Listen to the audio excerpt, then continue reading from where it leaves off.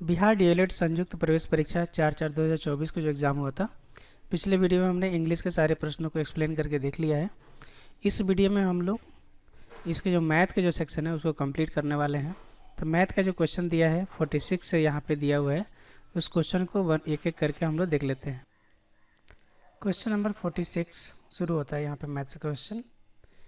तो इस क्वेश्चन को ऑप्शन से हम लोग बनाएंगे। जैसे आपको देखिए A equal to B Q plus R में ए का वैल्यू दिया है 30, तो ए का वैल्यू यहाँ पे 30 पुट कर दीजिए। Is equal to B is equal to दिया 5, तो यहाँ पे बी का वैल्यू 5 पुट कर दीजिए। अब क्यू का वैल्यू यहाँ पे ऑप्शन में देख लीजिए, फर्स्ट हो गया क्यू का वैल्यू, सेकेंड हो गया आर का वैल्यू।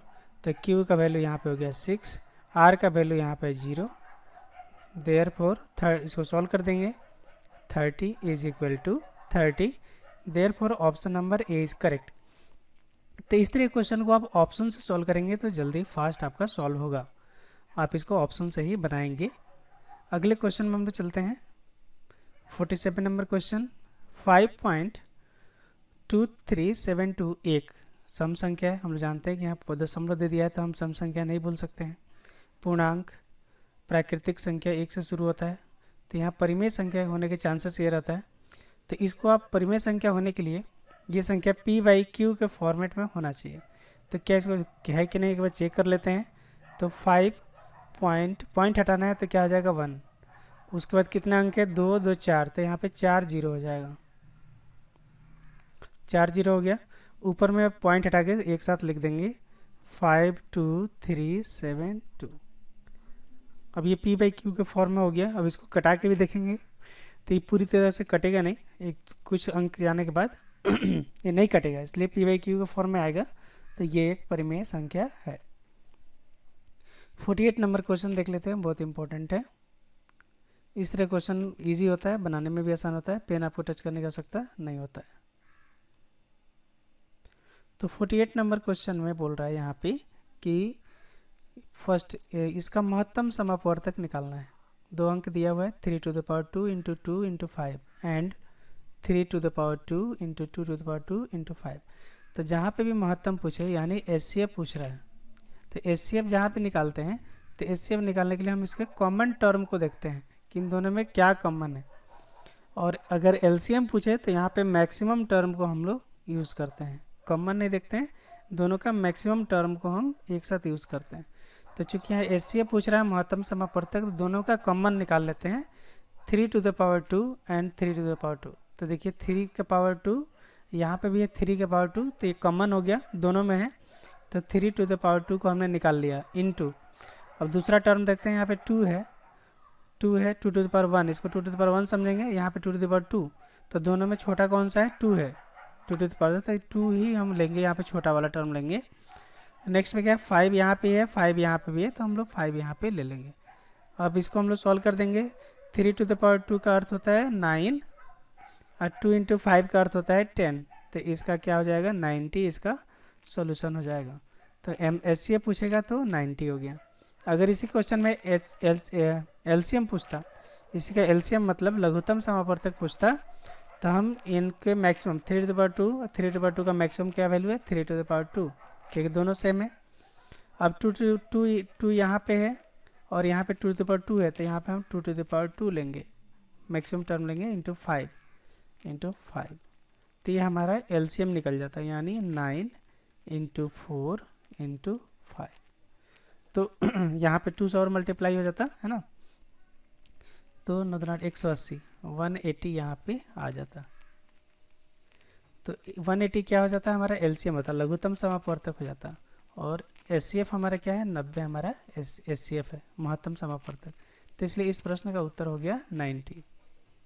अगले क्वेश्चन पे चलते हैं। Question number 49।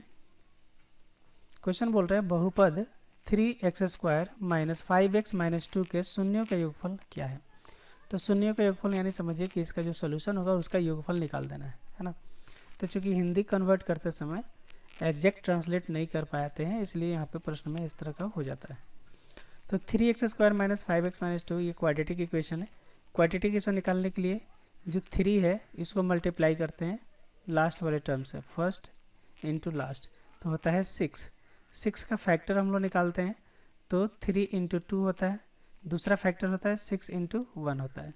तो चूँकि यहाँ पे माइनस है तो या तो -3 -2 करेंगे, है ना, तो भी होगा, या यहाँ पे 6 -1 कर देंगे तो होगा। तो ये यहाँ पे 6 -1 यहाँ पे सुटेबल बैठता है। तो हम क्या करेंगे, 3x square minus 6x plus x, एक x को यहाँ पे घटा देंगे तो 5x हो जाएगा हमारा -2। अब यहाँ पे 3x हम कॉमन ले लेते हैं, 3x, तो यहाँ पे बचेगा x माइनस यहाँ पे बचेगा हमारा 2 प्लस यहाँ पे हम लोग क्या कर लेते हैं 1 कॉमन ले लेते हैं, तो यहाँ पे x -2 बचेगा। अब x -2 यहाँ पे भी है, x -2 यहाँ पे इन दोनों कॉमन ले लेते हैं, तो x -2 इंटू यहाँ बच गया 3x प्लस 1। इसको चूँकि हम सॉल्व कर रहे हैं तो इसको इक्वल टू 0, यहाँ पर भी इज इक्वल टू 0 और यहाँ पर भी इज इक्वल टू 0।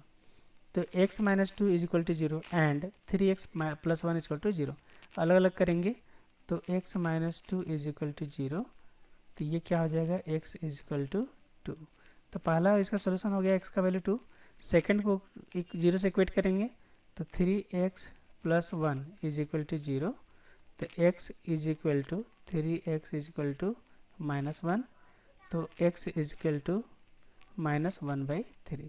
तो दूसरा टर्म इसका निकल गया -1/3, पहला टर्म निकल गया x इक्वल टू 2।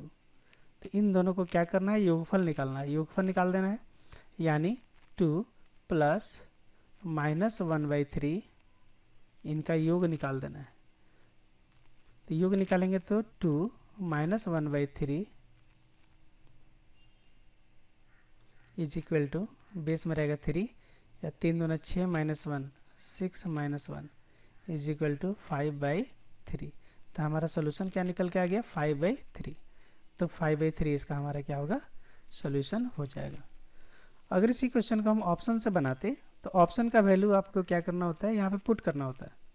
यहाँ पे पुट कर दीजिए, यहाँ पे पुट करिए, फिर यहाँ पे पुट करिए, तो आप नहीं बना सकते इसको क्योंकि योगफल पूछा है। योगफल पूछा है तो हम यहाँ पे ऑप्शन से पुट करके नहीं बना सकते हैं। और योगफल का एक और आप लोग जानेगा फॉर्मूला, अल्फा प्लस बीटा बराबर क्या होता है, alpha plus beta is equal to क्या होता है, तो उस फार्मूला के द्वारा भी हम इसको बना सकते हैं। तो अल्फा प्लस बीटा -b/a होता है, हम लोग जानते हैं। तो उस फार्मूला के, क्योंकि शून्य का योगफल पूछ रहा है तो इस फार्मूला के द्वारा भी हम बना सकते हैं। तो यहाँ पे देखिए माइनस बाहर रख देंगे, b का वैल्यू है -5, यहाँ b का वैल्यू क्या है -5 है, डिवाइडेड बाई a का वैल्यू है 3, a का वैल्यू है 3, तो इज इक्वल टू हो जाएगा हमारा 5/3। तो इस तरह भी हम इसको बना सकते हैं। तो ये ज़्यादा शॉर्टकट है। यदि आपको फार्मूला मालूम है कि अल्फा प्लस बीटा बराबर होता है -b/a, तो इस फार्मूला का यूज़ करके भी आप काफ़ी जल्दी बना सकते हैं इस प्रश्न को। अगले क्वेश्चन पे चलते हैं। 50 नंबर, बहुपद ax² + x + c का आरेख किस का प्रकार होगा। तो यहाँ पे ग्राफ पूछ रहा है। अगर क्वाड्रेटिक इक्वेशन है क्वाड्रेटिक इक्वेशन है या पावर 4 का है, पावर 6 का है, मतलब अगर इवन पावर है, x का पावर अगर इवन है, 2 है, 4 है, 6 है, 8 है, 16 है, तो इस तरह का जो इक्वेशन होता है उसका जो ग्राफ होता है वो पैराबोलिक होता है, इस तरह होता है। जैसे मान लीजिए एक्स एक्सिस वाई एक्सिस है तो इसका ग्राफ इस तरह जाएगा, है ना। तो चूंकि c, अगर c नहीं दिया हुआ है, अगर c का वैल्यू 0 है तो इसका ग्राफ किस तरह जाता है, ये भी पैराबोला जाएगा लेकिन यहाँ पे 0 से होके जाएगा, क्योंकि c का वैल्यू यहाँ पे क्या होता है, 0 होता है। तो ये ग्राफ का कुछ कॉन्सेप्ट है, आप लोग याद रखिएगा। यदि पावर, ये पावर हो गया सम का, यदि मान लीजिए पावर विषम हो, मतलब x का पावर अगर 3 हो या x का पावर अगर 5 हो, तो इसका जो ग्राफ जाता है वो 0 से इस तरह पास करता है। अगर यहाँ पे c 0 है तो 0 से पास करेगा, अगर c 0 नहीं है तो यहाँ पे इस तरह पास होगा। तो इसका उत्तर क्या हो जाएगा, यहाँ पे चूंकि पावर इसका इवन है, इसका पावर क्या है, इवन है, x का हाईएस्ट पावर क्या है, इवन है, तो इसका जो ग्राफ होगा वो पैराबोलिक होगा। तो इसका ऑप्शन देख लेते हैं।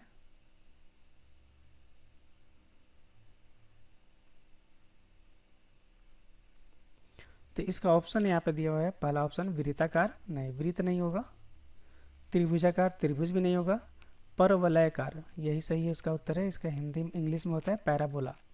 तो इस तरह का जो आकृति होता है वो पैराबोला होता है, यानी आएगा ऐसे जाएगा। तो इसका स्ट्रक्चर क्या होगा, पैराबोलिक होगा, क्योंकि उसका क्वाड्रेटिक इक्वेशन है, यानी इवन पावर वाला है, हाईएस्ट पावर इवन है, तो हमेशा पैराबोला ही स्ट्रक्चर होगा। Question number 51,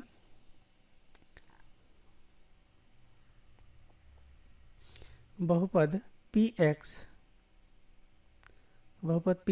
is equal to 5x square plus 3x plus 1 में qx is equal to 2x से अगर भाग देते हैं तो भागफल क्या होगा, है ना। तो भाग देने पर भागफल का घात क्या होगा, है ना, पूछ रहा है ये। तो यहाँ पे देखिए इस तरह का क्वेश्चन आता है, तो यहाँ पे सॉल्यूशन लास्ट में जो सी दिया है, अगर समय कम है तो आप लास्ट में 1 देख रहे हैं तो उत्तर 1 मार दीजिए। अगर ये आपके पास समय ज़्यादा है तो इसको भाग दे के देख लीजिए। तो भाग देंगे तो क्या हो जाएगा, 5x square plus 3x plus 1। अगर इसमें हम लोग भाग देंगे किससे, 2x से, 2x से जब हम भाग देंगे तो यहाँ पे देखिए जो यहाँ पे एक्स स्क्वायर हाईएस्ट जो टर्म है उसका जो मल्टीप्लायर है 5 और इसका है 2, तो इसे 5/2 से गुणा कर देते हैं। तो यहाँ 5/2 और x यहाँ पे x है, यहाँ पे x स्क्वायर लाना है, तो एक और x से हम लोग मल्टीप्लाई कर देते हैं, यानी 5/2x से हमने मल्टीप्लाई कर दिया। तो जब मल्टीप्लाई करेंगे तो 2 कट जाएगा और यहाँ 5x स्क्वायर बच जाएगा, तो 5x स्क्वायर यहाँ पे बच गया। इसको घटाएंगे तो क्या हो जाएगा, 0 हो जाएगा। तो अगला जो ऊपर से टर्म उतरेगा वो होता है 3x। अब देखिए 3x यहाँ पे 2x है, तो उसी तरह 3/2 जो यहाँ पे टर्म है 3 और यहाँ पे जो टर्म है वो डिवाइड करके हम यहाँ लिखते हैं, प्लस यहाँ पे है 3 तो ऊपर लिखेंगे 3, भाग दे रहा है यहाँ इसका कोफिशिएंट 2 तो यहाँ पे लिखेंगे 2, और चूंकि x ऑलरेडी यहाँ पे कोफिशिएंट में है तो हम x का यहाँ पे यूज़ नहीं करेंगे, नहीं तो x स्क्वायर हो जाएगा। तो इसको मल्टीप्लाई करेंगे 3/2 इंटू 2x, तो कट 2 कट जाएगा तो बचेगा 3x। इसमें से घटा देंगे तो ये हो जाएगा हमारा 0, यानी कुछ भी नहीं बचेगा, कुछ भी नहीं बचेगा। अब उतरेगा 1, अब 1 यहाँ पे उतरेगा तो यहाँ पे इसका जो भागफल का घात क्या हो गया, यहाँ पे 1 हो गया। मतलब यहाँ पे शेष आप समझ सकते हैं इसका 1, यही उत्तर हमारा हो गया। इस तरह भी शेष या नहीं भागफल, जो भागफल ये आया है, भागफल ये वाला है, इसका घात क्या होगा तो 1 होगा। यहाँ पे x का पावर क्या हो गया, घात क्या हो गया 1 हो गया। यहाँ पे घात क्या है 1 हो गया, स्क्वायर नहीं है 1 है। तो इस तरह भी भागफल का जो घात होता है हाईएस्ट पावर वो 1 कम हो जाता है। अगले क्वेश्चन पे चलते हैं। यहाँ पे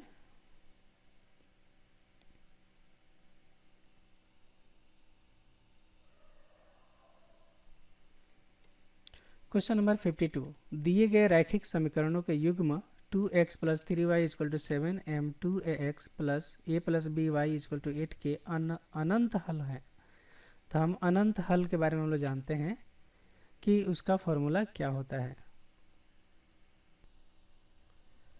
तो यहाँ पे देखिए इसका रेशियो, x का जो कोफिशिएंट है 2 और यहाँ पे x का कोफिशिएंट है 2a, तो हम इसको क्या लिखते हैं 2/2a is equal to Y का कोफिशिएंट देखिए 3 है तो ऊपर लिखेंगे 3, और यहाँ वाई का कोफिशिएंट क्या है a प्लस बी है, इसको लिखेंगे नीचे a plus B is equal to last में जो c का वैल्यू है 7, तो 7 को यहाँ ऊपर लिखेंगे और डिवाइड बाई इसका यहाँ पे है c का वैल्यू 8, तो इसको यहाँ पे हम 8 लिखेंगे। तो ये जो इक्वेशन है यदि सेटिस्फाई करता है तो इसका क्या हल होगा, अनंत हल होगा। यानी यहाँ पे x और y का जो सॉल्यूशन होगा वो इनफाइनाइट होगा, अनंत हल होगा। तो इसका फॉर्मूला भी आप लोग को मालूम ही होगा, क्या फॉर्मूला होता है a1/a2, मतलब सेकेंड इक्वेशन का is equal to b1/b2 is equal to c1/c2। तो अनंत हल निकालने के लिए ये हमारा इसका फॉर्मूला होता है। इसी फॉर्मूला पर हमने क्या किया, 2/2a कर दिया is equal to 3/a plus B कर दिया इज इक्वल टू 7/8 कर दिया। अब इसको चूँकि हमको सॉल्व करना है तब हमारा इस तरह का इक्वेशन आ जाएगा, है ना। तो सॉल्व करने के लिए हम इसको यूज़ कर लेते हैं। तो हमारा चूँकि देखिए ऑप्शन यहाँ पे ए और बी, यहाँ पे भी ऑप्शन ए में भी ए और बी है, सी में भी है, तो हम ए और बी वाला मतलब इन दोनों को हम लेंगे। हम जो दो लेंगे वो इन दो इक्वेशन को हम यूज़ करेंगे, क्योंकि हमें ए और बी के चाहिए। अगर मान लीजिए सिर्फ ए का वैल्यू लाना होता तो हम फर्स्ट और लास्ट का यूज़ करते, तो सिर्फ ए का वैल्यू आ जाता। तो बीच वाले को हम लेंगे, यानी यहाँ से 2 से 2 कट गया, यहाँ पे 1/a is equal to 3/a plus B.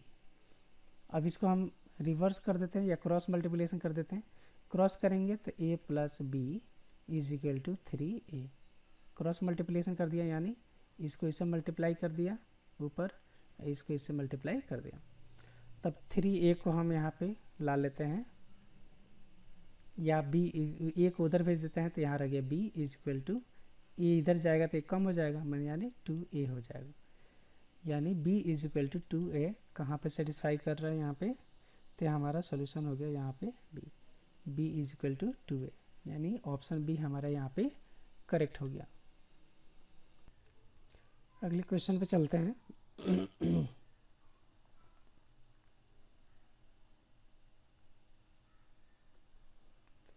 यदि अल्फा और बीटा द्विघात समीकरण x² plus B x plus C equal to 0 के मूल हो, यानी सोल्यूशन हो, तब a² plus B x plus C equal to क्या होगा। तो अल्फ़ा बीटा इसका सोल्यूशन है, तो वही फार्मूला मैंने बताया कि यहाँ पे alpha plus beta is equal to minus B by A, और alpha into beta is equal to C by A. इस फार्मूला को आप यहाँ पे अप्लाई करेंगे तो आपका सोल्यूशन हो जाएगा।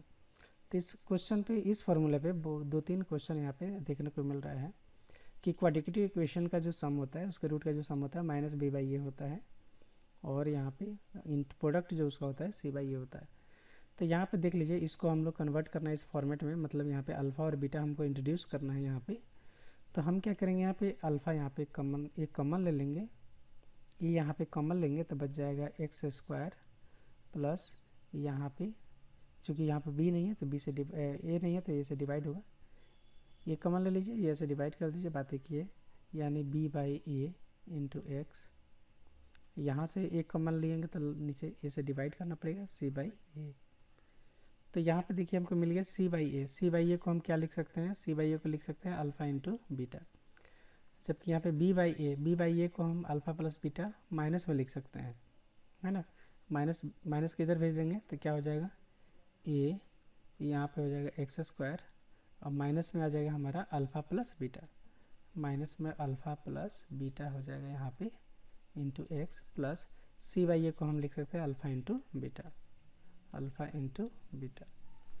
तो हमने क्या किया, b बाई ए को, चूँकि अल्फ़ा प्लस बीटा होता है माइनस b बाई ए, तो यहाँ से चूँकि माइनस को हम हटाएंगे, माइनस को इधर भेज देंगे, तो b बाई ए हो जाएगा हमारा minus alpha plus beta. Bracket जरूर यूज़ करिएगा क्योंकि बाहर में रहेगा, ब्रैकेट हटेगा तो दोनों का साइन नेगेटिव हो जाएगा। तो यहाँ पे इसको सॉल्व करते हैं, a इंटू x² और माइनस हटा देते हैं, minus alpha x minus beta x plus alpha into beta. अब यहाँ कुछ कॉमन लेते हैं, चूँकि यहाँ पे देखिए कॉमन लिया हो गया है, तो यहाँ कॉमन ले लेते हैं। तो यहाँ पे देखिए शुरू में भी यहाँ b दिया है, अच्छा बाद में उसको देखते हैं, तो b तो होगा नहीं, ऐसा ही गलत हो गया, a वाला होगा, क्योंकि यहाँ भी ये है, यहाँ भी ये है, यहाँ पे c भी नहीं होगा। तो a और b में से ही कोई सोल्यूशन होगा, क्योंकि लास्ट शुरू में क्या आ रहा है, a आ रहा है, शुरू में a आ रहा है, तो शुरू में यहाँ पे a रहेगा, है ना, b नहीं रहेगा। अब इसको हम कॉमन ले लेते हैं, a शुरू में रहेगा बाहर में, यहाँ पे x कॉमन ले लेते हैं, तो यहाँ पे x माइनस अल्फ़ा बचेगा, और यहाँ पे माइनस बीटा कॉमन ले लेते हैं, तो माइनस बीटा चूँकि हम कॉमन लेंगे यहाँ पे, तो यहाँ पे x, चूँकि यहाँ माइनस ले रहे हैं तो एक माइनस यहाँ पे बच जाएगा अल्फ़ा। अब यहाँ पे भी और एक बड़ा ब्रैकेट, तब यहाँ पे x माइनस अल्फ़ा, यहाँ भी x माइनस अल्फ़ा को कॉमन लेंगे, ये चूँकि बाहर में रहेगा, और x माइनस अल्फ़ा यहाँ पे भी है, x माइनस अल्फ़ा यहाँ पे भी है, तो x माइनस अल्फ़ा को हम कॉमन ले लेते हैं, यहाँ से बचेगा x, यहाँ से बचेगा माइनस बीटा, ये हमारा आ गया। तो सोल्यूशन क्या हो गया, a into x minus alpha into x minus beta. तो ये देख लेते हैं, a x minus alpha into x minus beta, तो ऑप्शन ए हमारा करेक्ट हो गया। तो इस क्वेश्चन में हमारा ऑप्शन ए करेक्ट हो गया। आई थिंक आप लोग समझ में आ गया होगा। तो यहाँ पे sum of root and product of root का फॉर्मूला यहाँ पे इस्तेमाल करेंगे और क्वेश्चन बन जाएगा। अगला क्वेश्चन जो है वो भी इसी फॉर्मूले पर आधारित है। 54 नंबर जो क्वेश्चन है इसी फॉर्मूले पर आधारित है, उसको भी देख लेते हैं।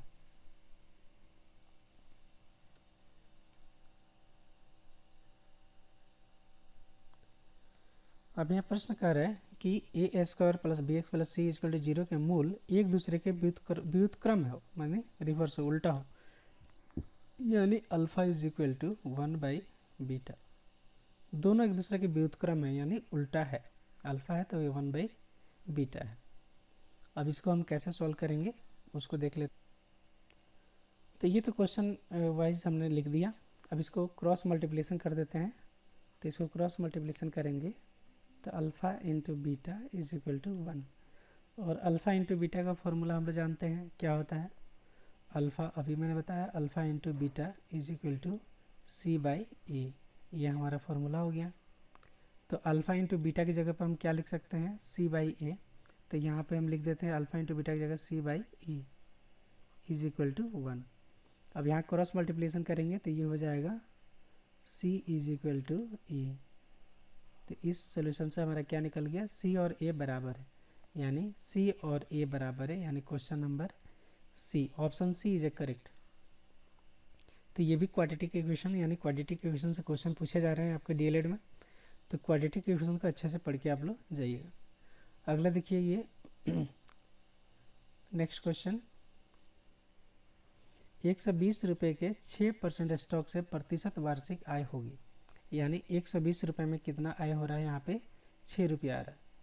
120 रुपये में आय कितना हो रहा है आपका, 6 रुपया हो रहा है। तो 100 में कितना होगा, चूँकि प्रतिशत पूछ रहा है तो प्रतिशत से हम 100 में निकालते हैं, तो इसको सॉल्व कर देंगे। देखिए सिंपल, हमने कुछ नहीं किया, हमने ये किया कि 120 रुपये में आय आपका होता है 6, 120 रुपये में आपका आय कितना होता है, 6 रुपया होता है। तो 100 में आय कितना हो जाएगा, तो इंटू 100 कर देंगे हम। तो इसको जब हम कटा देंगे 6 दूना 12, 20, तो 20 पचे 100, 20 पचे 100 यानी 5 रुपया आपका, 5 रुपया यानी 5% आपका इसका उत्तर हो गया। अगला क्वेश्चन देख लेते हैं, 56 नंबर जो क्वेश्चन है, एक रेफ्रिजरेटर 700 रुपये की तुरंत भुगतान तथा 3 माह पश्चात 2180 रुपये देकर खरीदा गया। यदि ब्याज की दर 24% वार्षिक थी तो रेफ्रिजरेटर का नगद मूल्य क्या होगा। तो ये थोड़ा लेंदी क्वेश्चन है ना। तो इस तरह क्वेश्चन हम बनाएंगे कैसे, प्रोसेस जान लेते हैं और फिर उसके बाद आप बना सकते हैं कि एक आपने फ्रिज खरीदा, 7000 रुपये डाउन पेमेंट आपने कर दिया है ना, तो जो पेमेंट बचा उसी पे आपको ब्याज लगेगा। 3 महीने बाद आपने दिया 3180, तो पूछ रहा 24% ब्याज लगी थी तो रेफ्रिजरेटर का मूल्य कितना था उसका प्राइस कितना था, है ना। तो ये प्राइस निकालने के लिए आपको क्या होगा, उसका नगद मूल्य हम मान लेते हैं पी था, है ना। तो चूंकि आपने डाउन पेमेंट दे दिया 700 रुपये, 7000 रुपये, और 31 और आपने दिया, है ना, तो ब्याज, तो टोटल आपने कितना पेमेंट किया टोटल पेमेंट किया 7000 और 3000, 10,180 रुपया।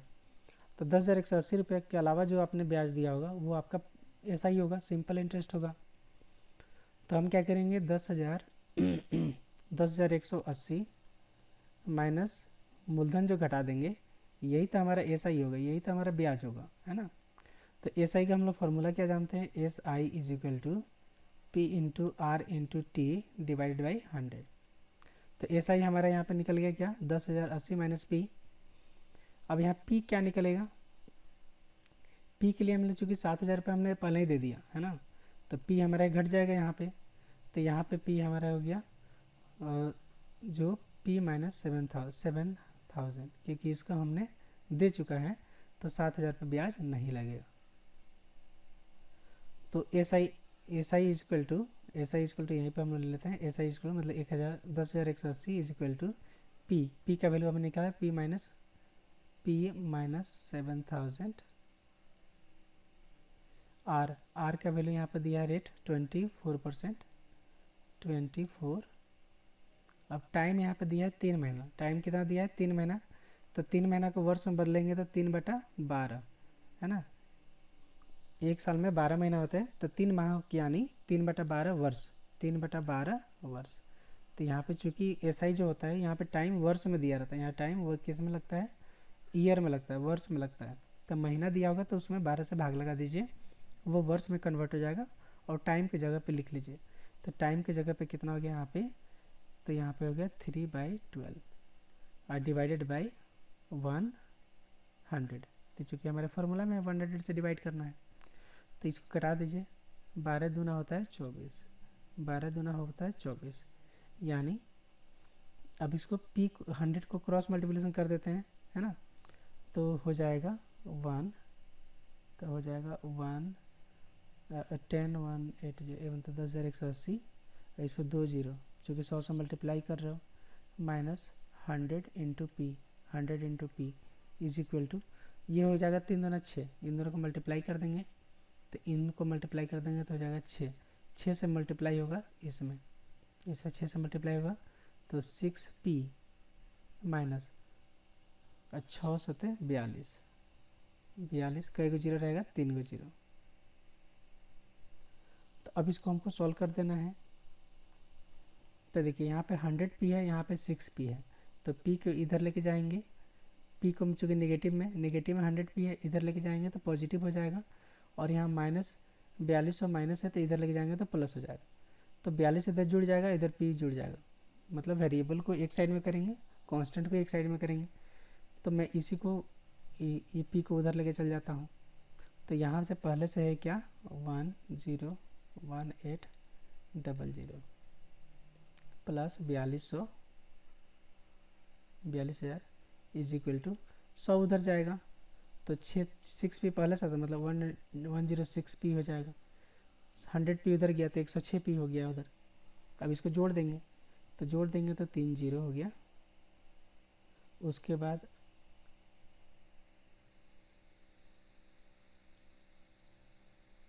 8 2 10 का 0 हो जाएगा, 8 से 1 4 1 5 1 6 हो जाएगा, फिर एक 0 हो जाएगा, फिर 1 हो जाएगा, is equal to 106p। Therefore p पूछ रहा है, p इज इक्वल टू 106 और 4 0 2 2 4 बटा कर देंगे 106। तो ये देखिए भाग लग गया 106, ऊपर भी है 106 एक मर्त में, और कितना जीरो हो जाएगा, 4 जीरो हो जाएगा। मतलब 10,000 रुपये उसका पी था, उसका मूलधन कितना था, 10,000 रुपये उसका मूलधन था। तो इस तरह हम इस क्वेश्चन को सॉल्व कर सकते हैं। थोड़ा सा टाइम टेकिंग ये क्वेश्चन लग गया। अगले क्वेश्चन में चलते हैं।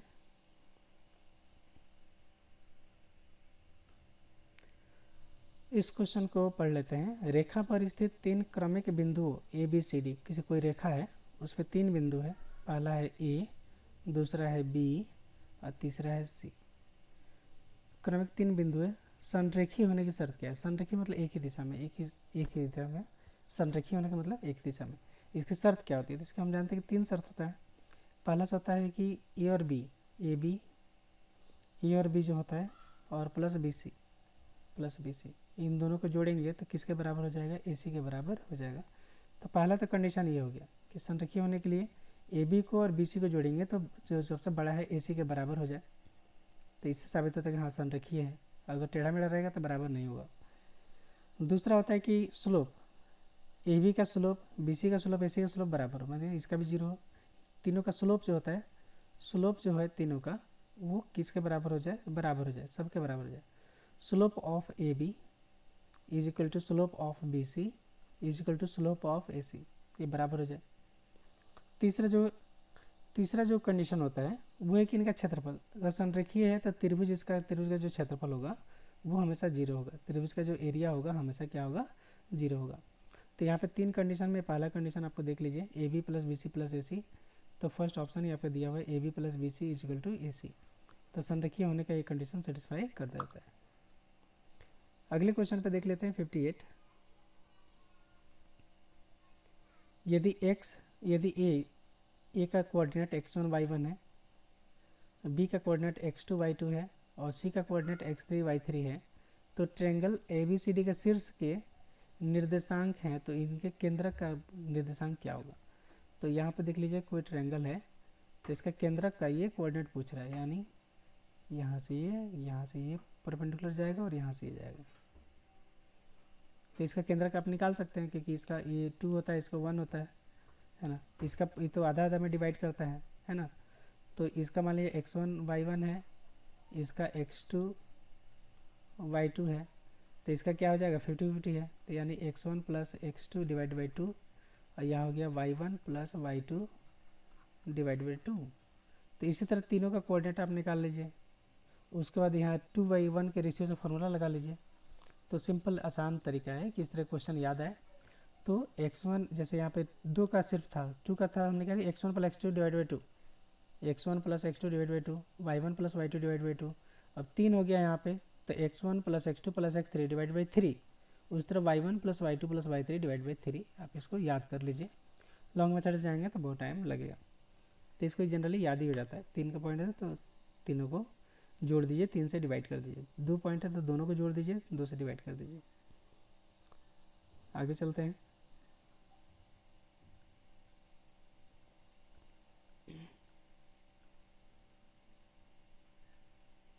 $59 नंबर क्वेश्चन देख लेते हैं। यदि a plus B is equal to 5 तथा a plus B plus C is equal to 5 plus C हो, तो यूक्लिड का वह अभिगृहित जो इस कथन की व्याख्या करता है। तो यूक्लिड साइंटिस्ट थे, उन्होंने कुछ व्याख्या दिया था, उस व्याख्या को पहले हम समझ लेते हैं, फिर इस प्रश्न को हम लोग पढ़ेंगे। तो यूक्लिड का जो पहला नियम यूक्लिड ने बोला था कि वे वस्तुएं जो एक ही वस्तु के बराबर हो, कोई एक मतलब 1 फीट का जो कोई रॉड है और उसी के बराबर 2-3 रॉड आपने काट दिया, तो वो सब आपस में बराबर हो जाएंगे, है ना। जैसे 1 kg किलोग्राम आपने स्टैंडर्ड बना दिया, उसी से अगर आप तौलेंगे तो वो आपस में बराबर होंगे। तो ये पहला कहता है, यानी वे वस्तुएं जो एक ही वस्तु के बराबर हो, आपस में परस्पर बराबर होता है, वो पहला विगृहित है नियम है यूक्लिड का। दूसरा जो नियम बोलता है कि यदि बराबर संख्या दोनों में जोड़ा जाए, जैसे मान लीजिए यही कोई एग्जाम्पल है, ये दूसरा एग्जाम्पल है, इस क्वेश्चन का उत्तर हो जाएगा दूसरा। कैसे दूसरा हो गया कि जैसे मान लीजिए इक्वेशन दे दिया ए बी इज इक्वल ए और बी को जोड़ा बराबर 5 है, मतलब लेफ्ट साइड में a प्लस बी है, राइट साइड में 5 है।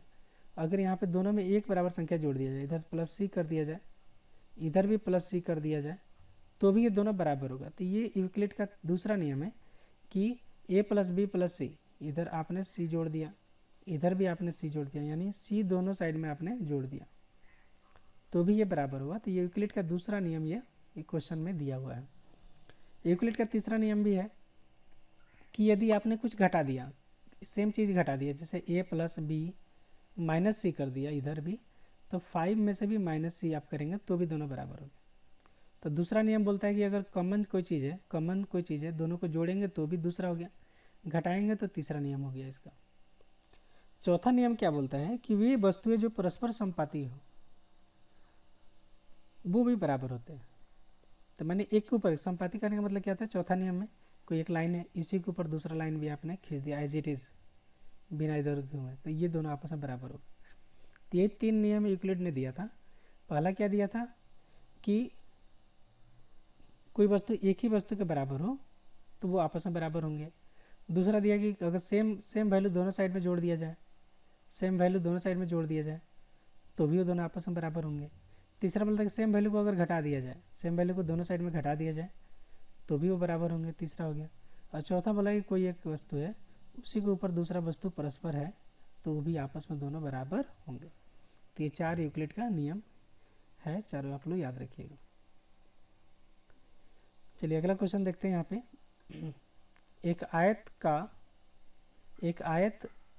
एक बहुत विकर्ण 25 डिग्री पर आयत की एक भुजा की ओर झुका हुआ है। विकर्णों के बीच न्यूनतम कोण कितना होगा। तो इस प्रश्न को सॉल्व करने के लिए इसका डायग्राम बना लेते हैं। तो यहाँ एक डायग्राम बना लेते हैं, इसका विकर्ण दिया हुआ है, विकर्ण बना लेते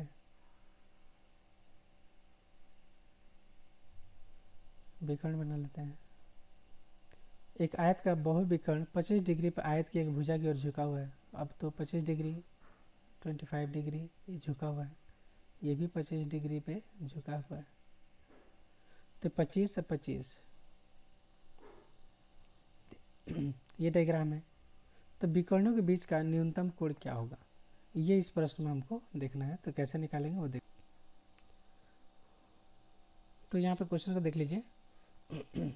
विकर्णों के बीच का विकर्ण के बीच, देखो दोनों विकर्ण के बीच में न्यूनतम कोण बताना है। ये तो मैक्सिमम है तो ये नहीं चाहिए, न्यूनतम ये बनता है इस दोनों विकर्ण के बीच में, ये भी न्यूनतम है। या तो ये वैल्यू बता दीजिए या तो ये वैल्यू बता दीजिए। ये तो अधिकतम हो गया, ऊपर वाला जो होता है ये अधिकतम हो गया, ये भी अधिकतम हो गया। तो चूंकि यहाँ पे न्यूनतम बोल रहा है तो न्यूनतम हम बात करेंगे। तो ये 25 डिग्री है, हमने देख रहा है 25 डिग्री, ये भी 25 डिग्री है। तो ये आसानी से निकल जाएगा। तो इसको मैं कलर चेंज कर देता हूँ। तो ये जो एंगल हो गया ये कितना हो गया, 25 25 होता है 50। 50 180 में से घटा देंगे, 180 में से 50 घटा देंगे तो 130। तो 130 डिग्री ये हो गया। अब 130 हम जानते हैं कि ये भी 180 होता है, यहाँ से लेके यहाँ तक कितना होता है 180। तो 180 में से 130 घटा देंगे, तो 180 में से 130 घटा देंगे तो कितना हो जाएगा, ये हो गया 50 डिग्री आ जाएगा। तो ये 50 डिग्री, तो ये भी 50 डिग्री, यानी न्यूनतम कोण कितना है, न्यूनतम कोण है 50 डिग्री यहाँ पे क्वेश्चन में। तो सिंपल हमने क्या किया, एक डायग्राम यहाँ पे लिया, आयत लिया, उसके दोनों विकर्ण को बना दिया। दोनों विकर्ण बनाने के बाद क्वेश्चन पूछ रहा है कि एक आयत का बहुत विकर्ण 25 डिग्री पर एंगल बनाता है। तो ये 25 डिग्री, ये 25 डिग्री, 25 25 50, और तो 180 में से 50 घट गया तो 100 हो गया 30 डिग्री। और ये भी हमारा बनाता है 180 डिग्री, 180 डिग्री में से 130 घटा देंगे तो ये भी हो गया 50 डिग्री। तो यही पूछ रहा न्यूनतम, चूँकि ये भी न्यूनतम है ये भी न्यूनतम है, तो 50 डिग्री इस क्वेश्चन का उत्तर हो गया। तो डायग्राम से बनाएंगे तो आसानी से इसको समझ में आ जाएगा। अगले क्वेश्चन में चलते हैं। बगल की आकृति से ट्रेंगल BDE के सभी कोणों का मान ज्ञात करिए। तो इस तरह के प्रश्न को हम लोग कैसे सॉल्व करेंगे। तो चूंकि ये देखिए 75, ये भी हो गया 60, तो जो दोनों को हम क्या कर देंगे, जोड़ देंगे। कलर चेंज कर लेते हैं। तो इन दोनों को जोड़ देंगे। जैसे मान लीजिए 75, ये एंगल निकालना है हमें, तो 60 डिग्री और 75 डिग्री को जोड़ देंगे और 180 में से माइनस कर देंगे। तो कितना हो जाएगा, 180 माइनस 75 माइनस 60। तो 180 माइनस इन दोनों को जोड़ देंगे 135 इज इक्वल टू 45 डिग्री। तो ये 45 हमारा एंगल निकल गया। तो पूछ रहा है यहाँ पे कि बगल की आकृति से BDE के सभी कोणों का मान क्रम से क्या होगा। BDE के कोणों का मतलब हमारा ये कोण, ये कोण, ये कोण, ये तीनों कोण हमको बताना है। तो एक तो निकल गया हमारा 45, चूँकि 45 होगा तो ये भी 45 होगा, 45 45, उसी तरह दूसरा हो जाएगा 75 और 60 हो जाएगा हमारा। तो 45 यहाँ पे नहीं है, ये भी नहीं है, यहाँ पे भी नहीं है, यहाँ पे नहीं है, तो हमारा ऑप्शन बी हमारे यहाँ पे क्या हो जाता है, करेक्ट हो जाता है। अगले क्वेश्चन पे चलते हैं।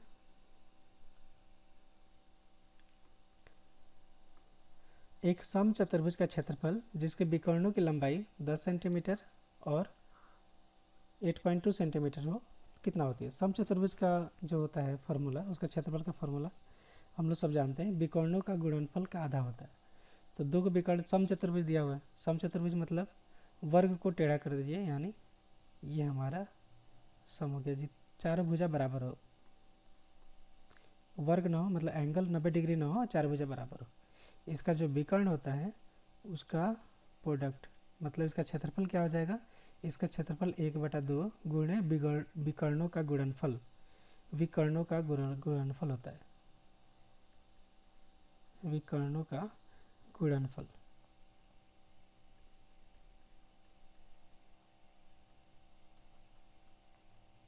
तो दोनों विकर्ण को गुणा करेंगे, उसको आधा कर देंगे, 1/2 का मतलब आधा कर देंगे। तो आप जब मल्टीप्लाई करेंगे 8.2 से तो पॉइंट हट जाएगा, 82 हो जाएगा। तो कितना हो जाएगा, 1/2 इंटू 10 इंटू 8.2। तो यहाँ पे 10 से मल्टीप्लाई करेंगे तो 82 डिवाइड बाई 2 इतना सेंटीमीटर का हो जाएगा। तो 82 का 2 से डिवाइड करेंगे तो क्या आ जाएगा, 41। तो इसका 41 सेंटीमीटर स्क्वायर इसका सॉल्यूशन हो गया। तो सिंपल समचतुर्भुज का क्षेत्रफल याद रखिए, विकर्णों का गुणनफल का आधा, विकर्ण का गुणनफल कर दीजिए, उसको आधा कर दीजिए। और तो सिंपल है, 10 से मल्टीप्लाई करना है तो 10.2 मतलब 82 का आधा हो जाएगा 41। अगले क्वेश्चन पर देख लेते हैं यहाँ पे कि निम्न में से कौन सा न्यून कोण है। न्यून कोण मतलब 90 डिग्री से कम। बच्चे से ये न्यून कोण है, ये भी 90 डिग्री से कम, ये न्यून कोण नहीं है, ये समकोण है। तो 90 डिग्री से छोटा होना चाहिए, मतलब 90 डिग्री से कोण आपका क्या होना चाहिए, छोटा होना चाहिए। तो हमारा बी उत्तर है। कई किताब में ये लिख दिया है, तो 90 डिग्री से बड़ा हो जा रहा है, this is greater than. 90 degree से बड़ा, ये गलत हो जाएगा। 90 डिग्री से छोटा, ये हमारा सही हो जाएगा। न्यून कोण मतलब 90 डिग्री से छोटा, समकोण मतलब 90 डिग्री। आगे चलते हैं। उस समानांतर चतुर्भुज का क्षेत्रफल क्या है जिसका आधार 12 सेंटीमीटर है और ऊंचाई 7 सेंटीमीटर है। तो समानांतर चतुर्भुज का हम लोग क्षेत्रफल जानते ही हैं। तो समानांतर चतुर्भुज का क्षेत्रफल में कुछ नहीं, आधार नहीं करना होता है। यहाँ पे क्या होता है, उनका आधार और ऊंचाई को मल्टीप्लाई कर देते हैं। तो 12 गुणे 7 कर देते हैं। तो 12 गुणे 7 करेंगे तो 84 आपका आ जाएगा। समानांतर चतुर्भुज का क्षेत्रफल मतलब आधार गुणे ऊंचाई।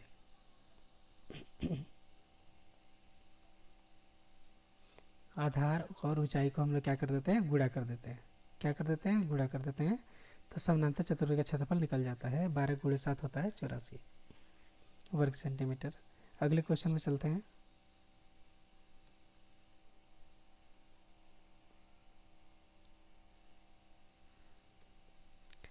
यदि 3, 7 और x तथा 15 का मान मीन है, ये मीन 25 हो तो x बराबर होता है। मीन मतलब इसका एवरेज 25 दिया हुआ है, तो x का मान निकाल देना है। तो 3 + 7 + x + 15 डिवाइडेड बाई टोटल संख्या कितना है, 2 2 4। तो 4 से भाग लगा दीजिए, इज इक्वल टू 25। तो एवरेज यहाँ निकालना है। अब 7 3 10 होता है, 10 यहाँ 25 होता है। तो x + 25 divided by 4 is equal to 25। 4 को उधर भेज दीजिए, तो x + 25 बराबर 4 गुणे 25 मतलब 100। 4 गुणे 25 मतलब 100। और x बराबर 100 में से 25 घटा देंगे तो क्या हो जाएगा, 75। तो यहाँ x का वैल्यू क्या हो गया, 75।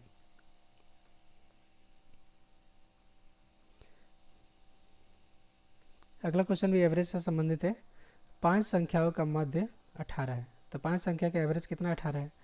तो एवरेज का क्वेश्चन आया तो टोटल निकाल लीजिए। सबसे पहले टोटल कैसे निकलता है, नंबर ऑफ कितने संख्या है उनका एवरेज कितना है, average into number of elements. तो यहाँ पे 5 संख्याओं का मध्य 18 है, तो टोटल संख्या कितना हो गया, 18 × 5 = 90। अगर एक संख्या को हटा दिया जाए तो संख्या घट के हो गया 4, उसका मध्य है 16, तो 16 चौका 64। इनमें से घटा दीजिए तो वह संख्या निकल जाएगी। तो कितना हो गया यहाँ पे 26। तो उत्तर क्या हो गया हमारा, 26 हो गया। कैसे निकाला हमने, 5 संख्याओं का एवरेज कितना, 18 है। तो संख्या गुणे एवरेज टोटल निकल जाता है, यानी 5 × 18 माइनस, अब यहाँ पे अगर एक संख्या घटा दिया जाए तो अब संख्या कितनी की होगी, 4। तो अब एवरेज कितना रह गया, 16। तो हटाए गए संख्या क्या होगी, वही होगी 26 होगी। अगले क्वेश्चन पे चलते हैं। ये भी एवरेज का सवाल है, यानी एवरेज का क्वेश्चन पूछे जा रहे हैं। एवरेज वाले टॉपिक को अच्छे से अप्लाई कर लीजिएगा। निम्न विवरणी में यदि मध्य 206 है तो p का मान क्या होगा। तो यहाँ पे देखिए चर और बारंबारता दिया, बारंबारता मतलब फ्रीक्वेंसी होता है। तो 10 3 बार आया तो 10 कितना हो गया, 30 हो गया।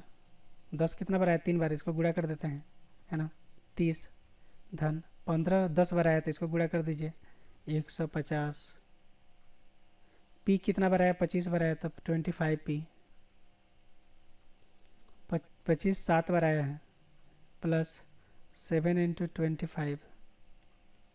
35 कितना बार आया, 5 बार आया है, 35 × 5।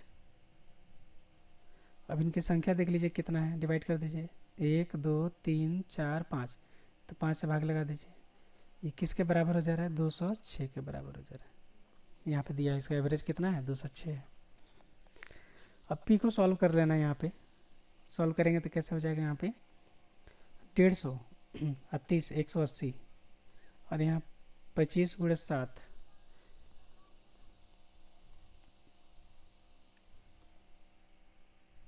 तो गुणा कर लेते हैं, 7 पचे 35 का 5,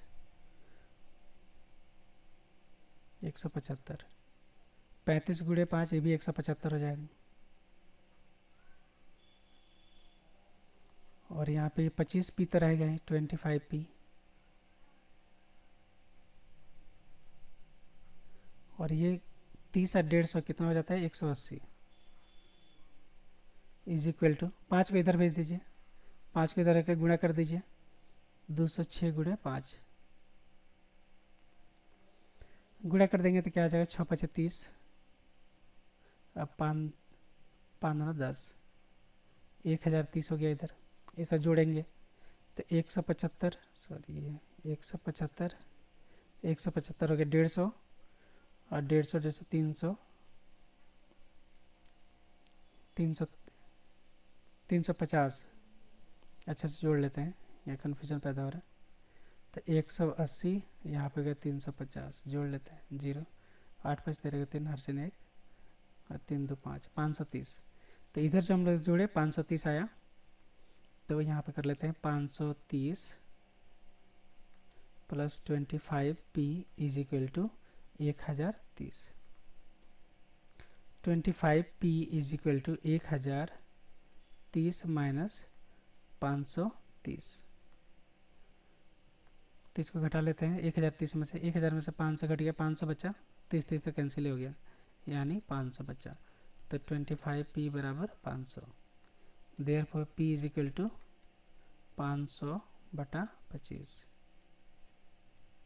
25 दूना होता है 50, तो p का वैल्यू कितना बचा, 20। तो यहाँ पे p का वैल्यू कितना आ गया, p आ गया 20 आ गया। तो इस तरह सॉल्व कर लेंगे, तो समझाने के लिए इतना लेंदी किया, नहीं तो ओरल भी हो जाता।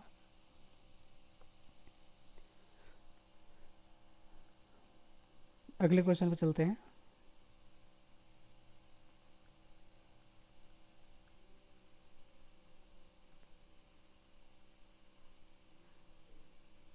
ये सब क्वेश्चन हो गया है।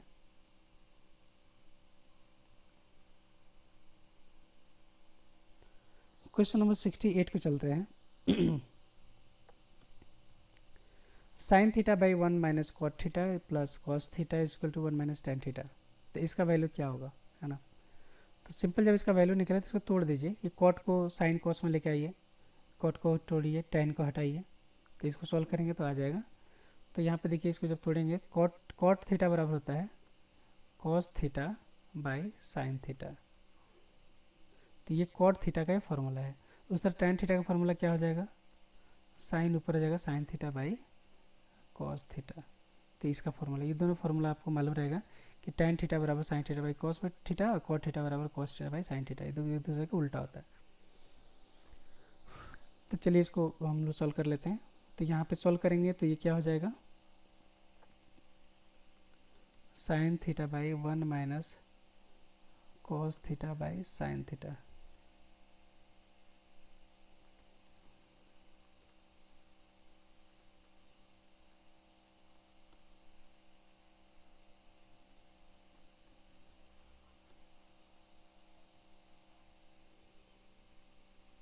Cos theta by sine theta plus cos theta by 1 minus sign theta by cos theta.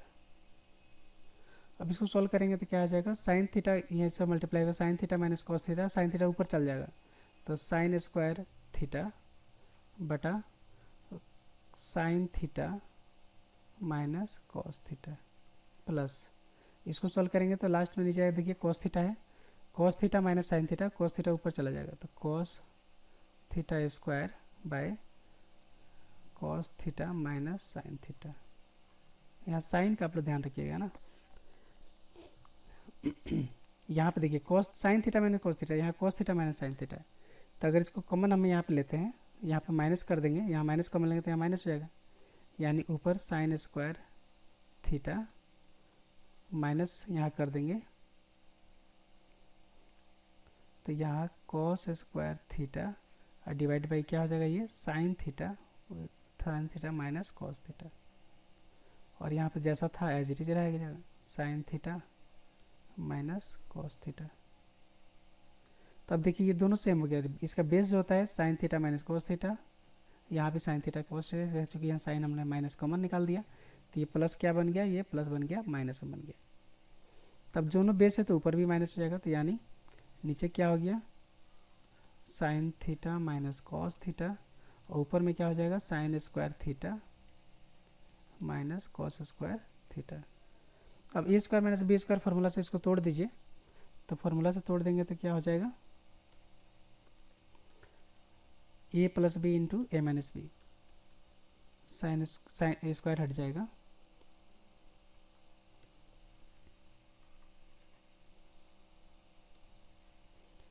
तो इसका हो गया sine theta plus cos theta, मतलब ए प्लस बी, अब ए लिखेंगे ए माइनस बी, यानी sign theta minus cos theta. Division में क्या दिया है, sign theta minus cos theta. अब देखिए माइनस वाला टर्म कट गया नीचे से, तो ऊपर क्या बच गया, sine theta plus cos theta. तो यही हमारा सोल्यूशन हो गया, ये क्या हो गया, सोल्यूशन हो गया, sine theta plus cos theta, ये हमारा उत्तर हो गया। तो कुछ नहीं किया, कॉट को आप कॉस बटा साइन में तोड़ लीजिए, टैन को साइन बटा कॉस में तोड़ लीजिए, फिर इसको पी बाई क्यू में इसको सॉल्व कर दीजिए। सॉल्व करने के बाद आपका ए स्क्वायर माइनस बी स्क्वायर का फॉर्मूला पे आ जाएगा, फिर यहाँ पे नीचे वाला कट जाएगा, तो आपको बच गया sine theta plus cos theta. अगले क्वेश्चन से देख लेते हैं, ये भी ट्रिगोनोमेट्री से क्वेश्चन है। तो यहाँ पे साइन थीटा इक्वल टू 4/5 दिया है, तो cot theta plus cosec theta क्या होगा। तो हम जानते हैं कि साइन थीटा बराबर होता है पी बाई एच, यानी कोई ट्रायंगल है यहाँ पे, तो इसका हाइट दिया है यहाँ पे 4 और एच दिया है यहाँ पे 5। तो ये बेस इसका बोल रहा है, बेस निकाल लेंगे तो हमारे फॉर्मूला पे सेट हो जाएगा। तो बेस निकालने के लिए क्या होता है, यहाँ पे b is equal to under root hypotenuse का स्क्वायर यानी 25 माइनस पी का square 16 is equal to under होता है 9 इज इक्वल टू 3। तो यहाँ पे b का वैल्यू कितना हो गया, 3 हो गया। तो इस तरह क्वेश्चन दिया है, तो h निकाल दीजिए 5, p निकाल दीजिए 4, यहाँ पे b निकाल दीजिए 3। अब हम कुछ भी यहाँ पे निकाल सकते हैं, कॉट थीटा बराबर होता है tan थीटा का उल्टा, यानी 3/4, यहाँ हो गया 3/4 प्लस कोसेक मतलब साइन का उल्टा, तो साइन थीटा यहाँ पे दिया है 4/5, तो कोसेक कितना हो जाएगा 5/4, साइन का उल्टा होता है यानी 5/4। अब इसको सॉल्व कर देंगे, हमारा सोल्यूशन हो जाएगा, क्योंकि बेस दोनों का सेम है 4, तो ऊपर क्या हो जाएगा 5 3 8 8 हो गया, 8/4 यानी 2, 4 2 8। इसका सही उत्तर क्या आ गया, 2, सही उत्तर इसका 2 आ गया।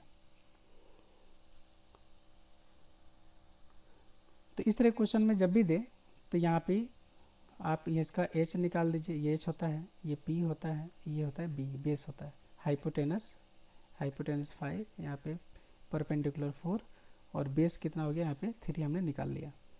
पाइथागोरस से फार्मूला से हमने बेस यहाँ पे निकाल लिया, क्योंकि यह 90 डिग्री है। अगले क्वेश्चन में चलते हैं। तो ये डिलेड जो क्वेश्चन दिया हुआ है उसका लास्ट क्वेश्चन है, इसको सॉल्व कर लेते हैं, उसके बाद से हम अगले क्वेश्चन को बनाएंगे, अगले टॉपिक पे चलेंगे। तो यहाँ पे दिया है कि ए और बी पूरक कोण है, पूरक कोण यहाँ पे दिया कि किसका अर्थ क्या होता है कि A plus B is equal to 90 degree. तो जहाँ पे भी आपको देखिए पूरक कोण यानी दोनों का सम जो होता है 90 डिग्री के बराबर होता है, तो वे पूरक कोण कहलाते हैं। तो यहाँ पे अगर आप एक वैल्यू निकाल लीजिए जो भी हो, जैसे एक मैं यहाँ पे निकाल लेता था, therefore A is equal to 90 minus B, 90 degree minus B. तो ए जहाँ पे दिया हुआ है उसको हम रिप्लेस कर देंगे 90 माइनस बी। तो जहाँ जहाँ ए दिया है, क्योंकि ए और बी दिया है, ए और बी दिया है, तो किसी एक में कन्वर्ट करेंगे तब जाके इसका सोल्यूशन आएगा। या तो सबको बी में कन्वर्ट कर दीजिए या सबको ए में कन्वर्ट कर दीजिए। चूँकि पूरक कोण दिया है इसका मतलब ए प्लस बी बराबर 90 डिग्री होता है। तो इस कॉन्सेप्ट को हम इसमें अप्लाई करेंगे, आपका सोल्यूशन आ जाएगा। तो चलिए अप्लाई करके देखते हैं, पहले आप कोशिश करिए, नहीं होता तब आप वीडियो देखिएगा। तो यहाँ पे हम कन्वर्ट करते हैं, तो ऊपर में देखिए क्या है साइन स्क्वायर ए की जगह पे हमने क्या लिख दिया, B 90 degree minus B, A की जगह पे हमने क्या लिख दिया 90 degree minus B, plus sine square B already है, ये देखिए साइन स्क्वायर बी ऑलरेडी है तो हम एज लिख देंगे साइन स्क्वायर बी डिवाइडेड। अब नीचे भी चेंज कर दीजिए, यहाँ भी ए हमको नहीं चाहिए, यहाँ पे भी ए नहीं चाहिए, तो ए के बदला में यहाँ पे भी लिख देंगे 90 माइनस बी, यानी cosec square 90 minus B, 90 degree minus B plus नहीं है यहाँ पे दिया है tan, माइनस में दिया है तो माइनस tan स्क्वायर बी, तो हमने क्या किया, यहाँ पे भी बी आ गया, यहाँ पे सब बी आ गया, तो समझिए हमारा एक स्टेप कंप्लीट हो गया। अब सिंपल सॉल्व कर देना है। तो 90 माइनस थीटा, कॉस अगर 90 माइनस थीटा होता है तो वो साइन थीटा बन जाता है, और साइन 90 माइनस थीटा होता है तो वो कॉस थीटा बन जाता है। तो ये आप लोग tan वाला कॉट में बन जाता है, कॉट वाला tan में बदल जाता है, सेक कोसेक में बदल जाता है, कोसेक सेक में बदल जाता है। तो ये फॉर्मूला आपको याद होगा 90 माइनस थीटा। तो साइन स्क्वायर 90 माइनस थीटा, इसका हो जाएगा cos square B plus sine square B. नीचे में क्या हो जाता है, कोसेक क्या हो जाता है, सेक क्या हो जाता है, sec square B minus tan square B. अब इसको ध्यान से देखेंगे, sine square A plus cos square B, cos square A 1 होता है, मतलब थीटा सेम हो, तो यहाँ बी और यहाँ पे बी है, और साइन पे भी स्क्वायर है, कॉस पे स्क्वायर है, तो एंगल अगर सेम हो, दोनों पे स्क्वायर हो, तो उसका वैल्यू क्या आता है, 1। उस तरह सेक स्क्वायर अगर थीटा दिया है माइनस tan स्क्वायर थीटा दिया है, तो उसका वैल्यू भी क्या आता है, 1। तो 1/1 इज इक्वल टू 1, क्या आ गया, 1। तो इसका सॉल्यूशन क्या हो गया, 1। इसका सही करेक्ट आंसर हो गया बी, 1। तो इस पर हमने DLED जो 4/4/2024 का जो क्वेश्चन पूछा गया था, उसके सभी मैथ वाले सेक्शन को हमने देख लिया। इसके पहले वीडियो में हमने इसके इंग्लिश वाले सारे क्वेश्चन का एक्सप्लेनेशन 1 बाई 1 करके देख लिया था, ट्रिक के साथ में कि कैसे हम कम समय में ऑप्शन से क्वेश्चन को हम बना पाएंगे। तो वही वीडियो आप नहीं देखे होंगे तो देख लीजिएगा, DLED का, इंग्लिश का और इस वीडियो में मैथ का। अगले सेक्शन में देखा जाएगा, तो अगले कुछ और एग्जाम का हम देखेंगे, मैथ और इंग्लिश के ही हम लोग क्वेश्चन को यहाँ पे डिस्कस करेंगे। Thank you.